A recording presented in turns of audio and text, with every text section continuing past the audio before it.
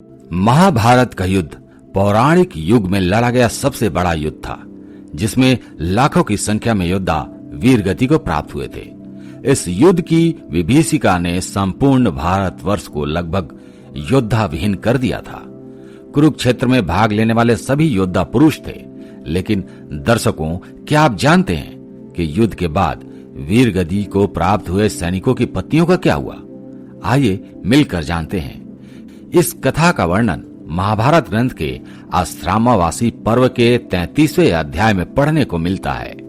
कथा के अनुसार महाभारत युद्ध के पश्चात पांडु पुत्र युधिष्ठिर का हस्तिनापुर नरेश के रूप में राज्य अभिषेक हुआ। उसके पश्चात पांचों पांडव राजकाज के साथ साथ अपने ज्येष्ठ पिता धृतराष्ट्र, बड़ी मां गांधारी और माता कुंती की दिन रात सेवा किया करते थे। पांडवों की सेवा से धृतराष्ट्र और गांधारी धीरे धीरे अपने पुत्रों के शोक से बाहर आ गए। इसी तरह 15 वर्ष का समय बीत गया। तब एक दिन धृतराष्ट्र ने युधिष्ठिर से कहा, युधिष्ठिर, अब हम अपना बचा हुआ जीवन वन में बिताना चाहते हैं, इसलिए हमें जाने की आज्ञा दो। अपने ज्येष्ठ पिता की बातों को सुनकर युधिष्ठिर दुखी हो गए, परंतु विदुर के समझाने पर उन्होंने धृतराष्ट्र सहित गांधारी, माता कुंती और विदुर को वन जाने की आज्ञा दे दी। उसके अगले दिन धृतराष्ट्र, गांधारी, कुंती, विदुर और संजय सन्यासी का रूप धारण कर वन को प्रस्थान कर गए। उसके पश्चात पांचों पांडव अब हर समय अपने प्रजा की सेवा में लगे रहते।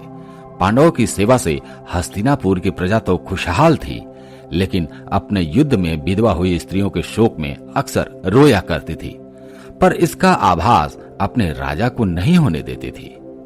कुछ समय पश्चात एक दिन पांडवों में सबसे छोटे सहदेव को माता कुंती से मिलने की इच्छा हुई। सहदेव ने अपनी इच्छा शेष चारों पांडवों से जाकर कहा।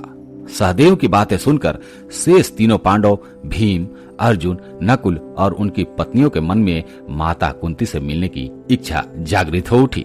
यह देख हस्तिनापुर नरेश युधिष्ठिर ने वन जाने के लिए आवश्यक तैयारी करने का आदेश दिया। अगले दिन पांचों पांडव द्रौपदी के साथ वन की ओर चल पड़े।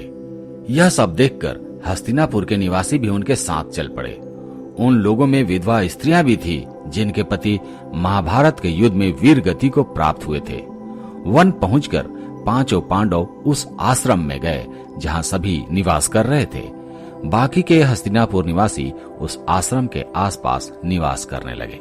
कुछ दिन पश्चात एक दिन महर्षि वेदव्यास उस आश्रम में पांडवों से मिलने आए, परंतु वहां महर्षि वेदव्यास ने देखा कि पांडव सहित हस्तिनापुर के सभी निवासी भी युद्ध में मारे गए अपने परिजनों के शोक में डूबे हुए हैं।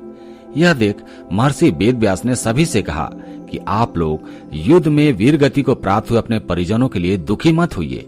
वे सभी स्वर्ग या फिर दूसरे लोकों में सुख पूर्वक निवास कर रहे हैं।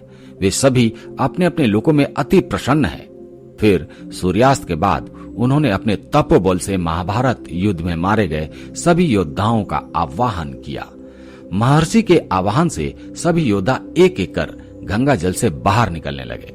अपने मृत परिजनों को अपने सामने खड़ा देख पांडव सहित हस्तिनापुर के सभी निवासी खुश हो गए कि जो स्त्रियां अपने पति के साथ उनके लोग जाना चाहती हैं, वह गंगा के इस पवित्र जल में अपना जीवन त्याग कर सकती हैं। महर्षि के इतना कहते ही सभी विधवा स्त्रियों ने गंगा में डुबकी लगाकर अपने जीवन को त्याग दिया और सभी अपने अपने पति के लोग चली गईं।